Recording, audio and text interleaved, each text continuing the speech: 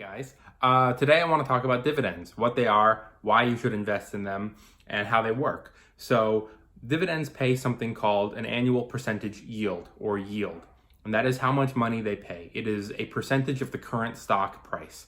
So when you see that it's 5%, it's saying that it's 5% of whatever the current stock price is how much cash they're going to give you at the end of the year. It's shown in cents or dollars and percentage.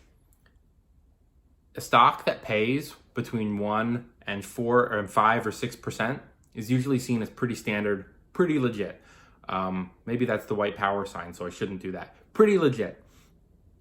Anything that pays over 6%, usually a little suspicious, unless it's a real estate trust. Real estate trusts, the way they're taxed, they have to give most of their money away. So their dividends are usually going to be pretty nuts. They're going to be like 16%. And that's generally seen as safe, but that's also very rare. You don't see a lot of those.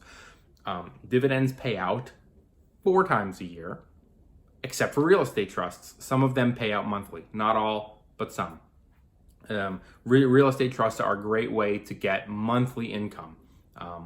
But real estate trusts are also kind of sometimes expensive. So unless you're buying hundreds, if not thousands of shares, you're not going to be making a whole lot. So, God damn it, I did it again. So when you buy a dividend stock, you want to invest in something called DRIP. That stands for Dividend Reinvestment Plan. And the way that works is if you're using, say, Ameritrade, and you get a dividend payment, it automatically puts that cash from the dividend back into additional shares. You want to do this. Unless you're hard up for cash and you need that cash to live off of, right? A lot of elderly people live off their dividends. At a certain point, they say, no longer reinvest the dividends for me, just put the cash in my account. But that's because they've built up such a massive position in whatever that stock is, that they're making significant money, enough money potentially for them to buy groceries or pay bills or whatever. But we're not there yet, but that's the plan. And the way that works is by reinvesting dividends and building and building and building. And it happens very slowly. When you, say, own 100 shares of a stock that's paying 60 cents a year, right? So 60 cents divided by 4 is whatever you're going to get 4 times a year. You're going to be getting about $60 per year in that stock. Now, what's the price of the stock? If it's $10 a share, give or take, you're going to be walking away with 5, maybe 6 shares at the end of the year. But if the stock price is very high, say $30, $40 a share, maybe you're getting fractional shares. Not very much now, but the plan is that over time it builds, over time it grows, like a snowball effect, right? If you took a small snowball and you rolled it down the hill, by the time it got to the bottom, it would hopefully be pretty freaking big unless, climate change, and then it melts, which could also be a metaphor for our economy going forward, maybe, hopefully not. But anyway, what you do is you build and build and build and build on that. And one of the ways you do that is by the dividend reinvestment plan. The other way is by buying additional shares whenever you have a little extra cash. But obviously, as you guys all know, it's super important to have savings, and it's super important to pay down debt. So those things need to be taken care of first, and then you can start buying a little bit here and there in your favorite stock and building and building and building your position. Now, the other thing about dividends is what you say, the stock price isn't always going to stay flat. It's not always going to be $10 a share. Hopefully, the stock price goes up over time, which means if they keep their dividend consistent, say at 60 cents a year, but the stock price has gone from 10 to 20, you're going to be getting less shares reinvested. But what you're going to get in exchange for that is a higher stock price. So it's a double-sided profit. It's like if you buy an apartment for a really low price, you rent it out for all these years, and then you sell it.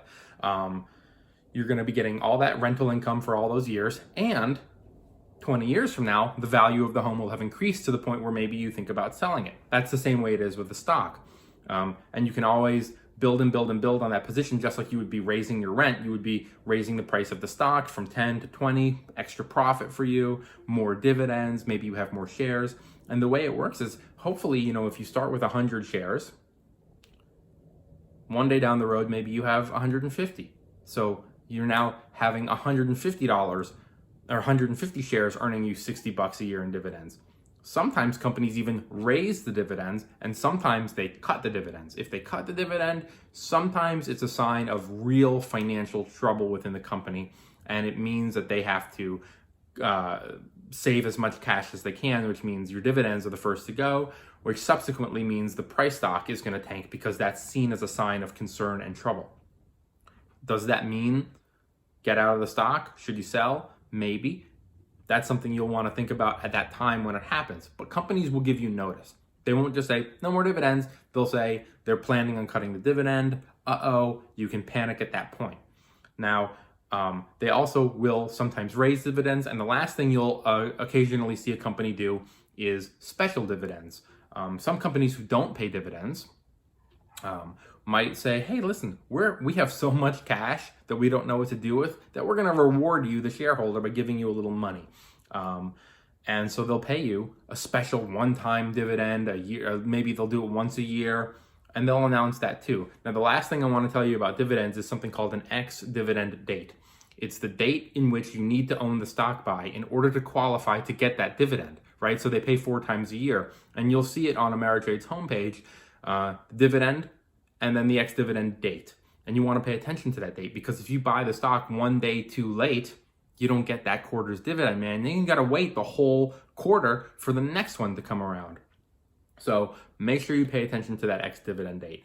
Dividends, like I said, are a great way to build long-term wealth. If you have kids, start buying them the companies now. Buying the companies they know, that they're toddlers that they use, Johnson & Johnson. Think about it. Like, look at all the products that you're buying for your baby. Look at all the things that you're doing. You're planning on family trips, family vacations, Disney, Netflix, all the things that those kids are going to use their whole life, and start buying a little bit of those stocks right now. I'm not a financial advisor.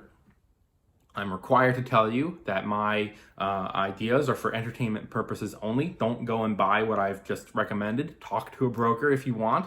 Do your own research if you feel compelled to. And buy the stocks that you think are good for you, maybe your family, maybe you're just you by yourself. That's cool too. And build wealth. Build it through dividends. It's a great way to do it. In the next video, I'm going to talk about dollar cost averaging. Thanks for watching. Please like, please subscribe. Everything is down below. Hit the notification, the little bell, so every time I do a new video, you'll get notified of it. And follow me on Instagram. All the links are down below, and have a good day.